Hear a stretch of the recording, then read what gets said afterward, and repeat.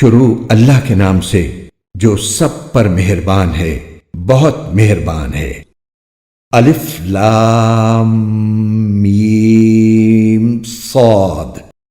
اے پیغمبر، یہ کتاب ہے جو تم پر اس لیے اتاری گئی ہے کہ تم اس کے ذریعے لوگوں کو ہوشیار کرو، لہذا اس کی وجہ سے تمہارے دل میں کوئی پریشانی نہیں ہونی چاہیے، اور مومنوں کے لیے یہ ایک نصیحت کا پیغام ہے۔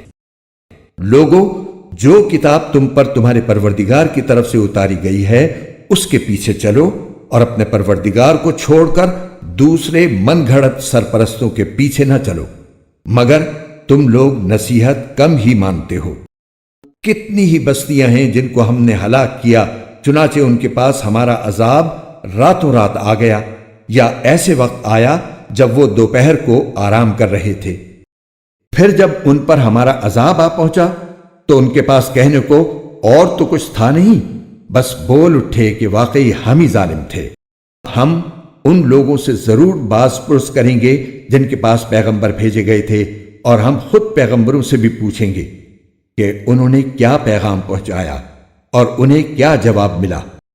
پھر ہم ان کے سامنے سارے واقعات خود اپنے علم کی بنیاد پر بیان کر دیں گے، کیونکہ ہم ان واقعات کے وقت کہیں غائب تو نہیں تھے، اور اس دن اعمال کا وزن ہونا اٹل حقیقت ہے۔